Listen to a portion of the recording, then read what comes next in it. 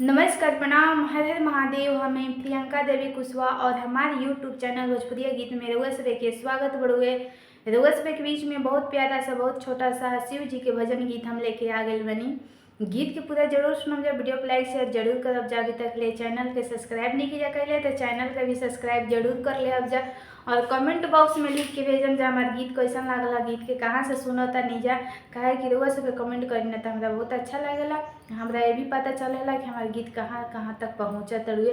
तो रउआ सब जरूर कमेंट बॉक्स में लिख के भेजम जा हमारे गीत कैसा लागला, गीत के कहाँ से सुनता नहीं जा। तो चलिए रउआ सब के हम गीत सुनावतनी।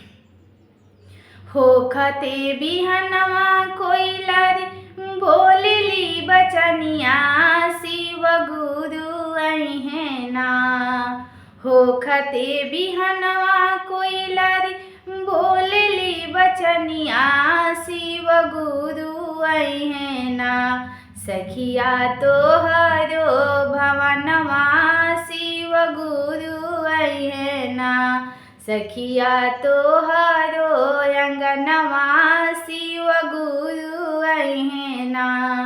होखते बिहनवा कोइलारी बोलेली बचनवा शिव गुरु अइहेना। सखिया तोहरो अंगनवा शिव गुरु अइहेना। सखिया तोहरो भवनवा शिव गुरु अइहेना। उठ उठ सखिया अब भइले बिहनवा शिव गुरु अइहेना।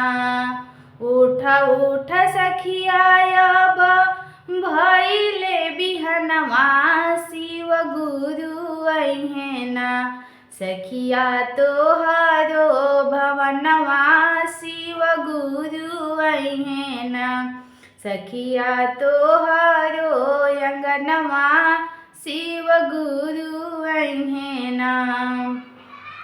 आसन लगई तू अंगना लिपई तू शिव गुरु अइहेना। आसन लगई तू हो अंगना लिपई तू शिव गुरु अइहेना। सखिया तोहरो भवनवा शिव गुरु अइहेना।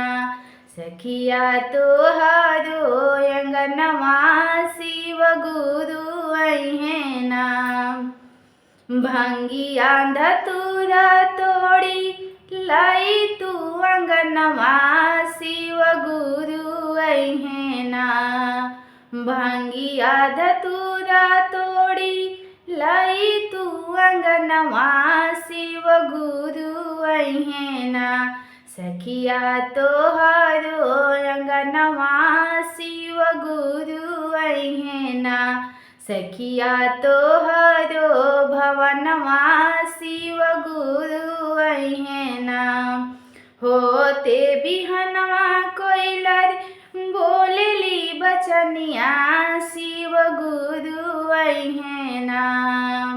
होखते बिहनवा कोइलारी बोलेली बचनिया शिव गुरु अइहेना। सखिया तोहरो अंगनवा शिव गुरु अइहेना। सखिया तोहरो भवनवा शिव गुरु अइहेना। दया चर्चा करिह तू नमनवा शिव गुरु अइहेना। दया चर्चा करिह तू नमनवा शिव गुरु अइहेना। सखिया तोहरो अंगनवा शिव गुरु अइहेना। सखिया तोहरो भवनवा शिव गुरु अइहेना। होखते बिहनवा कोइलारी बोलेली बचनिया शिव गुरु अइहेना। होखते बिहनवा कोइलारी बोलेली बचनिया शिव गुरु अइहेना। सखिया तोहरो अंगनवा शिव गुरु आई सखिया तोहरो भवनवा